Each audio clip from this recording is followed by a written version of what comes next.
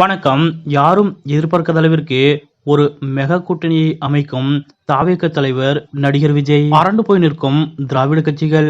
இத பத்தின முழு விவரத்தோட இப்ப நம்ம பார்க்கலாம். நடிகர் விஜய் அவர்கள் அண்மையில் தமிழக வெற்றி கழகம் என்ற கட்சியை தொடங்கினார்.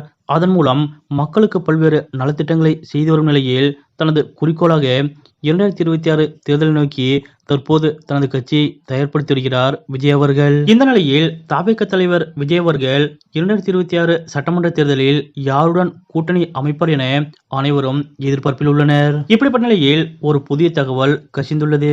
அதாவது விஜய் அவர்கள் ஆரம்பத்தில் அதிமுகவுடன் கூட்டணி அமைப்பார் என்று பரவலாக பேசப்பட்டு வந்த நிலையில் தற்போது அதிமுகவும் பாஜகவும் கூட்டணி அமைத்து விட்டதால் அந்த கதவை விஜய் அவர்கள் மூடிவிட்டதாக கூறப்படுகிறது. இந்த நிலையில் தேமுதிக, நாம் தமிழர் கட்சி, பாமக ஆகிய கட்சிகளை தங்கள் கூட்டணியில் இணைக்க தாவேக முயற்சிகள் மேற்கொண்டு வருவதாக தகவல் வெளியாகியுள்ளது. குறிப்பாக தங்களது தலைமையில் மட்டுமே கூட்டணி அமையும் என்றும் விஜய் அவர்கள் திட்டவட்டமாக கூறி வருவதாக கூறப்படுகிறது.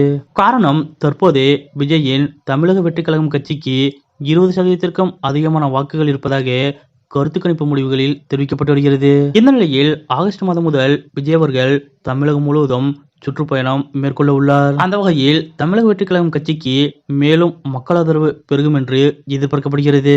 இதனால் மற்ற கட்சிகளுடன் கூட்டணி குறித்து ஒரு பக்கம் பேச்சுவார்த்தைகள் நடைபெற்று வந்தாலும் தங்களது தலைமை ஏற்கும் கட்சிகளுடன் மட்டுமே கூட்டணி என்று விஜய் அவர்கள் மிகவும் உறுதியாக இருக்கிறார். ஒருவேளை விஜய் அவர்களது தலைமையை ஏற்காத பட்சத்தில் தனித்தே போட்டியிட விஜய் அவர்கள் திட்டமிட்டிருப்பதாகவும் கூறப்படுகிறது. குறிப்பாக விஜய் அவர்களது சுற்றுப்பயணத்தின் போது மக்கள் ஆதரவின் பலத்தை பொறுத்து விஜய் அவர்களது தலைமையை ஏற்று பல்வேறு கட்சிகளும் தமிழக வெற்றி கழகத்துடன் கூட்டணி அமைக்கக்கூடும் என்று எதிர்பார்க்கப்படுகிறது. மொத்தத்தில் விஜய் அவர்களது வருகையும் அவரது வியூகங்களும் திராவிட கட்சிகளை மிகுந்த அதிர்ச்சிக்கு உள்ளாக்கியுள்ளது. 2026 சட்டமன்ற தேர்தலில் தனது தலைமை ஏற்கும் கட்சியுடன் கூட்டணி என்றும், ஒருவேளை தனது தலைமை ஏற்க கூட்டணி கட்சிகள் மறுப்பு தெரிவிக்கும் பட்சத்தில் தனித்தே களம் காண விஜய் அவர்கள் முடிவெடுத்திருப்பதாக கூறப்படுவது பற்றிய உங்களுடைய கருத்துக்கள் என்ன அப்படிங்கிறத மறக்காம கமெண்ட்ல குறிப்பிடுங்க.